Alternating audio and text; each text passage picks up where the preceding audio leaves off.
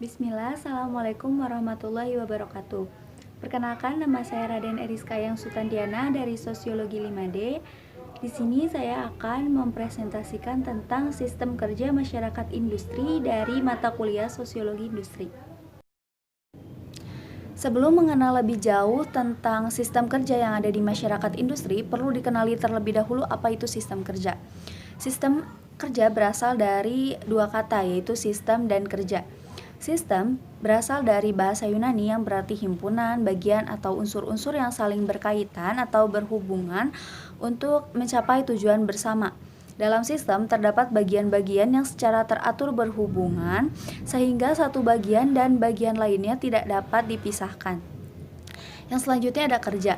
Kerja adalah kegiatan melakukan sesuatu, di mana dalam konteks industri berarti kegiatan melakukan sesuatu untuk menghasilkan barang atau jasa yang nantinya akan mendapatkan keuntungan. Jadi sistem kerja adalah rangkaian tata cara atau prosedur kerja dalam melakukan suatu pekerjaan yang nantinya menghasilkan keuntungan bagi perusahaan atau organisasi. Selanjutnya ada perencanaan sistem kerja. Dalam penerapannya, perencanaan sistem kerja ini perlu memperhatikan beberapa aspek, yaitu teknologi, psikologi, dan sosiologi kerja.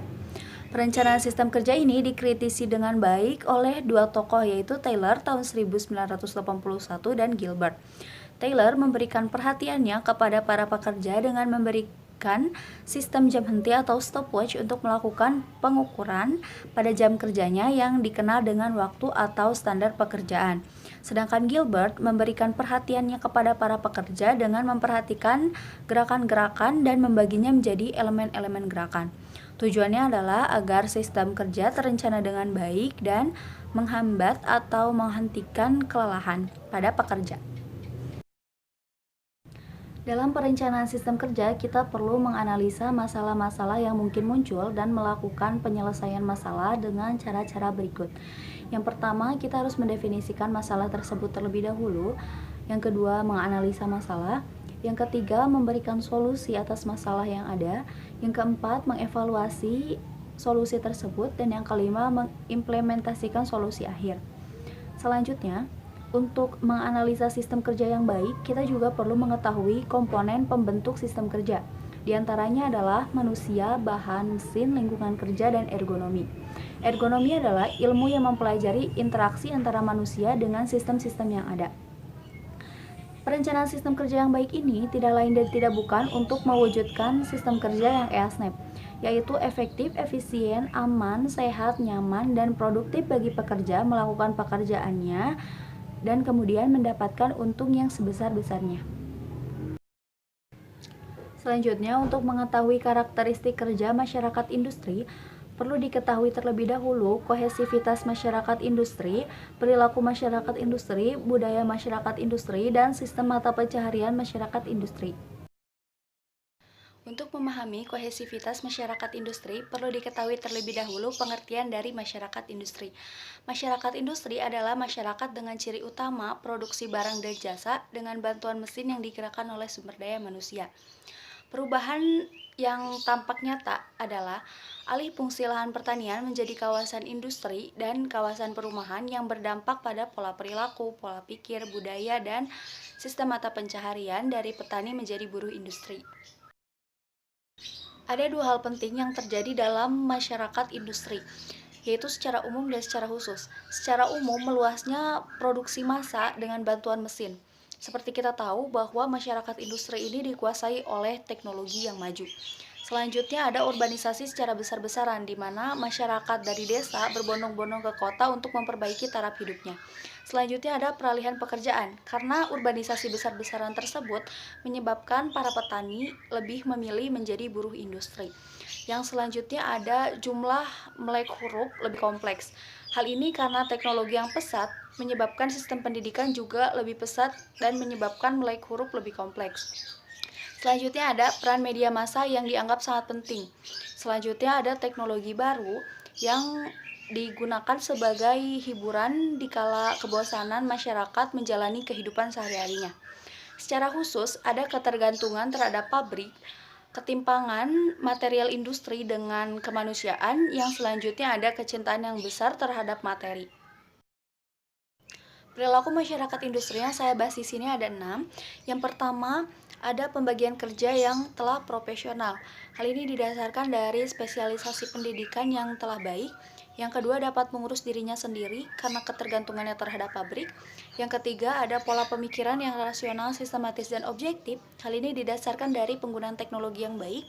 Selanjutnya ada bertindak menggunakan logika, jadi tidak lagi berdasarkan perasaan kasihan atau sebagainya. Yang selanjutnya terbuka menerima pengaruh luar. Hal ini karena masyarakat telah bekerja sama dengan masyarakat luar sehingga tidak menutup diri lagi. Yang terakhir ada menghargai dan orientasi waktu saat berharga. Jadi masyarakat industri ini sangat menghargai waktu dan ketepatan waktu dalam bekerja. Selanjutnya ada budaya masyarakat industri. Yang pertama, masyarakat menerima zaman baru atau modernisasi dan menerima budaya luar atas dasar kerjasama seperti yang telah saya jelaskan di slide sebelumnya. Yang selanjutnya ada kemajuan dari material industri berbanding terbalik dengan kemerosotan moral, seperti yang telah kita ketahui bahwa ketergantungan masyarakat terhadap pabrik menjadikan setiap individu itu melupakan jati dirinya sebagai makhluk sosial. Yang selanjutnya ada kemajuan teknologi mengisi kekosongan hidup sehari-hari. Hal ini didasarkan dari setiap masyarakat bekerja untuk uang, tetapi setelah lelah bekerja, mereka akan menghabiskan waktunya berhadapan dengan gadget dan menghabiskan uangnya dengan e-commerce yang tersedia sekarang. Selanjutnya ada sistem mata pencaharian masyarakat industri. Sistem mata pencaharian masyarakat industri dapat kita pahami dari step by step yang akan saya jelaskan sebagai berikut. Yang pertama ada spesialisasi pendidikan. Seperti yang kita tahu bahwa di perguruan tinggi telah adanya spesialisasi pendidikan dengan jurusan-jurusan yang akhirnya ada spesialisasi pekerjaan di mana para mahasiswa khususnya dapat memilih pekerjaan sesuai dengan jurusan yang ditempuh di perguruan tinggi. Selanjutnya ada perubahan diferensiasi dari pekerjaan, misalnya penggunaan traktor di pertanian. Selanjutnya ada stratifikasi berbentuk piramida, di mana masyarakat yang bercocok tanam akan berada di lapisan paling bawah dan menengahnya ada perdagangan-perdagangan kecil. Yang selanjutnya di lapisan paling atas akan terdapat masyarakat-masyarakat yang mementingkan industri sebagai mata pencahariannya. Dalam sistem kerja ditemukan adanya penerapan sistem kerja lembur. Sistem kerja lembur adalah sistem kerja di mana para pekerja bekerja lebih dari 7 atau 8 jam sehari dan normalnya adalah 14 jam sehari. Idealnya, sistem kerja lembur ini diperintahkan oleh atasan dan disepakati oleh para pekerja yang akan menjalankan produk industri ini. Sistem kerja lembur ditetapkan dengan Keputusan Menteri Nomor 107 Tahun 2014 dan Undang-Undang Nomor 13 Tahun 2007 Pasal 79. Selanjutnya, dalam sistem kerja lembur ini diketahui bahwa ada 3 waktu dalam pekerjaan. Yang pertama adalah waktu kerja, yang kedua adalah waktu istirahat, dan yang terakhir adalah waktu kerja lembur yang ditetapkan oleh keputusan atau undang-undang yang ada. Yang selanjutnya ada kondisi kerja yang harus diperhatikan. Yang pertama ada kondisi dari lingkungan kerja, kondisi psikologis, dan kondisi human factor. Yang pertama kondisi lingkungan kerja. Kondisi lingkungan kerja perlu memperhatikan yang pertama ada illumination atau pencahayaan, jadi tidak terlalu redup atau tidak terlalu terang. Yang kedua ada temperatur, jadi suhu tidak boleh terlalu panas atau tidak boleh terlalu dingin. Sebab kita ketahui bahwa terlalu panas maka pekerja akan cepat lelah. Yang selanjutnya ada noise, jadi tidak boleh ada terlalu kebisingan. Yang selanjutnya ada motion, jadi nggak boleh ada gerakan-gerakan yang mengganggu. Yang selanjutnya ada pollution, jadi para pekerja harus dihindarkan dari polusi yang mengganggu kesehatan pekerja. Yang selanjutnya ada aesthetic factor, jadi lingkungan kerja dibuat sedemikian rupa sehingga nyaman. Selanjutnya ada kondisi psikologis. Ada kondisi psikologis terhadap diri pribadi, jadi tidak boleh ada tekanan-tekanan yang terlalu tinggi.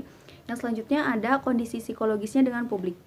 Yang selanjutnya ada human factor. Jadi ada liveware dengan hardware, ada atau manusia dengan mesin, liveware dengan software atau manusia dengan material lain, liveware dengan environment atau manusia dengan lingkungan, dan liveware dengan liveware atau manusia dengan manusia lainnya. Kewajiban perusahaan ada 4, yaitu membuat daftar dan lamanya waktu kerja lembur, yang kedua memberi upah lembur, yang ketiga memberi makan dan minum sebanyak 1.400 kalori bagi pekerja yang telah menyelesaikan 3 jam kerja lembur secara terus-menerus, yang selanjutnya memberikan waktu istirahat yang cukup. Tentu sistem lembur ini memiliki dampak positif dan dampak negatif. Untuk dampak positifnya, yang pertama akan mendapatkan pemasukan uang tambahan. Seperti yang kita tahu sebelumnya bahwa kerja lembur ini mengharuskan kewajiban perusahaan untuk membayarkan lembur bagi pekerja lembur.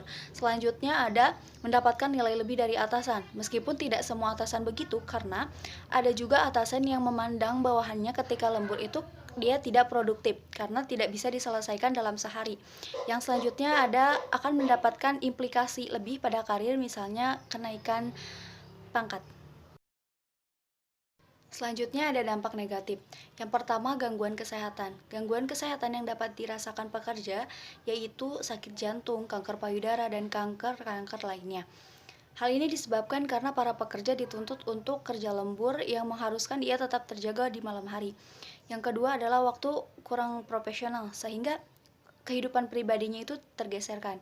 Selanjutnya ada disharmonisasi keluarga. Bagi para kepala keluarga, mungkin ini akan menjadi hal-hal yang negatif sekali karena keluarga akan merasa disisihkan. Selanjutnya adalah pola makan yang buruk karena terlalu fokus pada industri ini.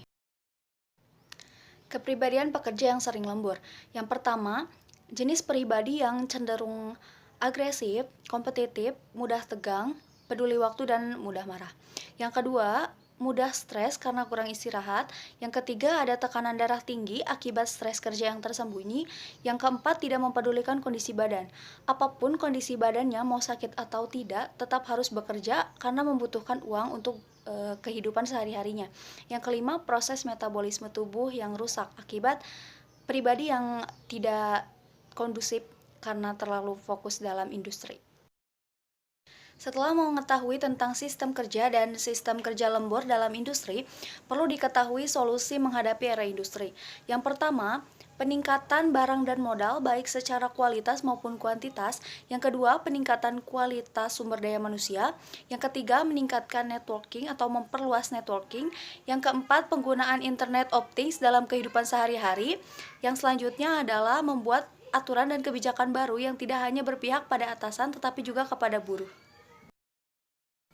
Sekian dan terima kasih atas perhatiannya. Kurang dan lebihnya mohon maaf. Wabillahi taufiq walhidayah. Wassalamualaikum warahmatullahi wabarakatuh.